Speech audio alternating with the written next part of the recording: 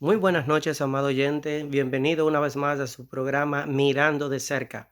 Esta noche daremos un pequeño viaje, un pequeño recorrido a lo interno de la iglesia. Existe una epístola en el Nuevo Testamento, la carta a los Corintios, escrita por el apóstol Pablo, que cita un verso que yo sé que es bastante conocido por todos ustedes. Y es Corintios capítulo 13, verso 1. La mayoría de las personas lo conocen porque es el texto que utilizan para hablar sobre el amor. Y esto es interesante, es muy bonito. Hay mucho material ahí para hablar del amor. Pero en esta ocasión no voy a hablar del amor. Vamos a hablar de las lenguas angelicales de las que hablaba Pablo. Yo sé que en esta noche es probable que me encuentre algunos problemas porque es prácticamente algo un poquito diferente a todas las cosas que has escuchado sobre estas lenguas que hablaba Pablo.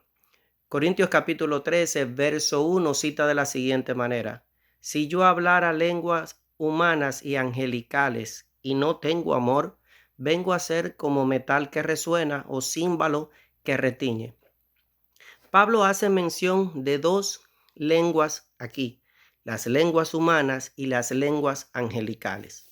La cristiandad o la iglesia evangélica actual entiende que las lenguas que se hablan en los servicios, cuando en un momento alguien es tomado por el Espíritu Santo o desciende el Espíritu Santo sobre él y habla en lenguas desconocidas o extrañas, la mayoría de las personas asumen, de acuerdo a las creencias heredadas que tienen, que estas son lenguas angelicales. Pero ¿será eso cierto?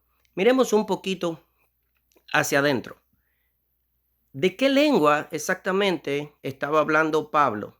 Cuando vamos a leer el texto sagrado, y más cuando vamos a leer el Nuevo Testamento, tenemos que tomar en cuenta varias cosas. Número uno, quién escribe, a quién le están escribiendo y de qué están hablando. La más fácil es saber quién escribe. A quiénes le están escribiendo es muy importante saberlo, porque no entender esto es como castigar a la persona equivocada cuando algo malo sucede. ¿Y de qué están hablando? Pues ya es un poquitico más complicado cuando no conocemos de qué específicamente, sobre qué situación, sobre qué condición, sobre cuáles temas o términos que aquellas personas conocían, que para nosotros tenemos que traspolarlo y traerlo a este lado del occidente y así creer que lo estamos entendiendo. Pero repito, vamos a mirar un poquito hacia adentro. Otra cosa muy importante que tenemos que ver al momento de leer las cartas de Pablo es que usted tiene que tener claro que cuando usted está leyendo una carta que no tiene su nombre como destinatario, usted está leyendo un documento ajeno. ¿Por qué hago referencia de esto? Porque la mayoría de las personas extraen, o en algún momento extraemos textos de las escrituras, promesas específicamente porque nos convienen, y las sacamos de ahí del texto sagrado y nos la aplicamos a nosotros. Pero es interesante que la mayoría de los deberes que están ahí adentro, si no nos conviene, pues la primera parte es eso se lo tenía que hacer el pueblo judío. De hecho, es interesante que hay muchas de las cosas que la Biblia cita que la cristiandad realmente no comparte y entiende que pertenecen a los judíos. Pero vamos a dejar eso un poquito aparte. Seguimos con con el tema de las lenguas. Todos sabemos, todas las personas que han visitado cualquier iglesia evangélica, que es normal que en algún momento de manifestación, como se le llama, de otra forma lo pudiéramos llamar de cuando sucede cierta euforia colectiva. Yo sé que me van a matar por esta expresión, pero permítame terminar y luego nos daremos cuenta.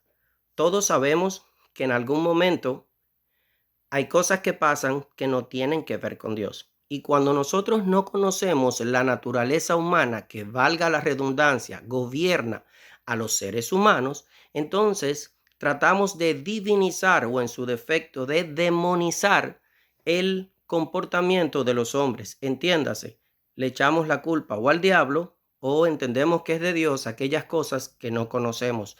y otras que sí conocemos, pero hemos decidido deliberadamente no hacerle un análisis crítico, no hacer una auditoría de las cosas que está pasando y ver sencillamente si está el comportamiento humano involucrado o es algo que tenga que ver con Dios. Pero para no salirme del tema, que sé que estás esperando esas lenguas angelicales de las que hablaba Pablo, usted tiene que entender que estos textos del Nuevo Testamento fueron escritos por personas que oraban, pensaban y hablaban en categorías judías, de manera que su pensamiento era judío. Y para uno entender un poquito aquellas cosas que ellos escribían, uno tiene que conocer un poquito de su cultura, de su historia, de su geografía, de su literatura. De acuerdo a la literatura judía, la lengua angelical era la lengua hebrea. Sí, yo sé que suena un poquito extraño. Era la única diferente a las otras 70 lenguas que existían en el principio cuando la Torre de Babel en el capítulo 11. ¿Lo recuerdas? Aquel pueblo estaba construyendo una torre para alcanzar el cielo, para alcanzar a Dios, y Dios lo confundió poniendo en ellos lenguas distintas. Pero quiero hacer esto y estoy tratando de dejar todas mis emociones a un lado para explicártelo de la forma más correcta. Y es que la mayoría de las iglesias cristianas enseñan que el primer requisito o la primera evidencia que un creyente debe manifestar para decir que es bautizado por el Espíritu Santo es hablar en otras lenguas, las que ellos califican como lenguas angelicales. Y esto es que basado al libro de los Hechos, capítulo 2, donde habla de la venida del Espíritu Santo, se registra que estaban todos unánimes reunidos, que de pronto entró un viento recio, se posaron sobre ellos como lenguas de fuego y empezaron a hablar en otras lenguas según el Espíritu le daba que hablasen. Pero ¿qué pasó en aquel momento? ¿Cuál era la circunstancia en aquel momento?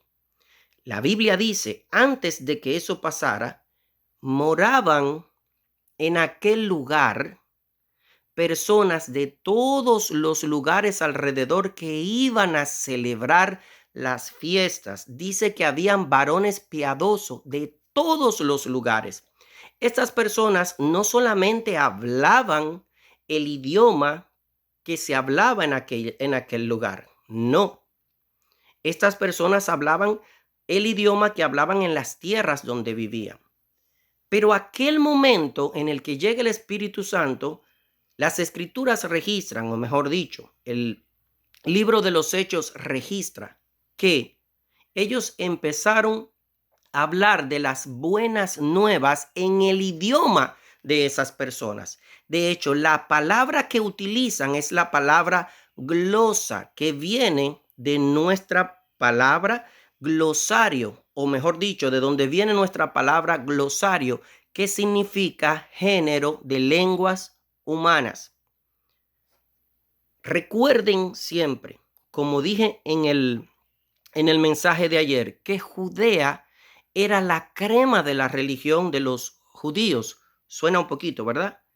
Y estas personas hablaban el hebreo y lo tenían como una lengua santa. En la literatura judía, la lengua hebrea fue la que Dios utilizó para crear los cielos y la tierra, de acuerdo a la literatura judía. Entonces, el tema de Pablo es presentar el evangelio del Mesías en un lugar donde, dicho sea de paso, es pagano por completo, cuando estamos hablando de Corintios. Y Pablo empieza diciendo, si yo hablase lenguas humanas, Corintio o Corinto era un lugar que servía prácticamente de puente. Había muchas culturas allí dentro.